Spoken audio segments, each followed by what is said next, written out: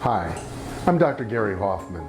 I'm a surgeon with Los Angeles Colon and Rectal Surgical Associates in Beverly Hills, California, and Cedars-Sinai, also in California, in Los Angeles. If you've seen any of the other videos, you'll know that I'm harping on the same thing, which is cancer and its prevention and treatment. Today I'd like to talk to you about rectal cancer.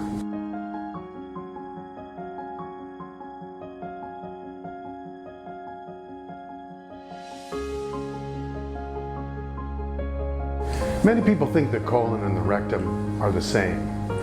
Many people call it colorectal cancer, but as we're learning, it's not the same. Rectal cancer is different and has some different genetics behind it and different treatments behind it. If you've listened before, you know that if you are of average risk, which is the average person in the United States, and you're 45 years or older, you should have a colonoscopy or some other method to diagnose asymptomatic colon cancer or polyps. Let's suppose a rectal cancer is found.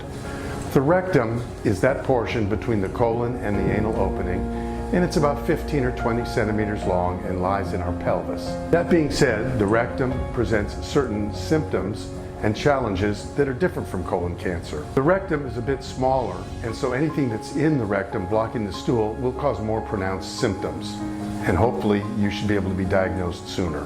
If you see a specialist and are told that you need a colonoscopy, and on colonoscopy a cancer or other large polyp that could be leading to cancer is found, you're going to need treatment. Hopefully a biopsy has been performed, which will give your specialist an idea of what type of rectal cancer it is. Prior to the modern era, which I'd say is now 15 years old, radiation would be used.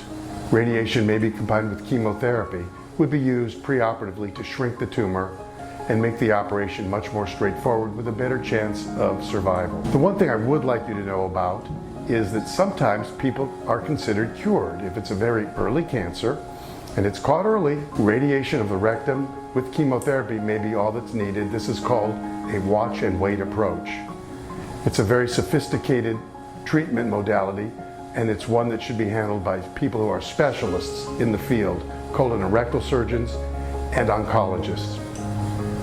But if you need surgery, after what is usually preliminary chemoradiation, the operation to remove it is very straightforward. It's either done with a knife and scalpel, that's the older method, an open rectal resection, or with a laparoscopic technique, or with a robot.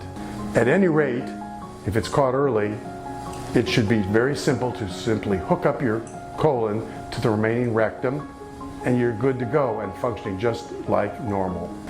With the open technique, as you can imagine, your abdomen is opened, the tumor is taken out, you are put back together, and that's the end of it. With laparoscopic surgery, little tubes are inserted through your abdomen, and the same operation is performed with very specific and specialized instruments, and you recover quicker with much less pain, and the tumor is again removed. With the advent of robotic surgery over the last 5 or so years, we've been able to do this operation with a robot. But the robot is nothing more than robotic arms attached to laparoscopic instruments. But I am still controlling the robot arms. This is not something where the robot goes off and goes rogue on its own. It's controlled by the surgeon. It's safe, and it's been associated with a much, much lower length of stay. Patients go home much quicker, sometimes as quickly as a day, as opposed to 7 to 10 days in the past. And they go home with much less pain, and we think that's because the robot technique is less invasive. But the take home from today's talk is it's treatable quickly, and it's treatable for cure.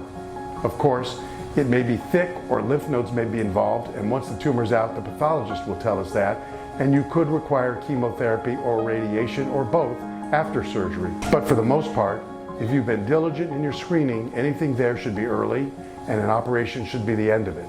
And hopefully, if you'll get screened, that will be the end of it, and then you'll get screened periodically to make sure you stay healthy. Thanks for listening. This is Dr. Gary Hoffman.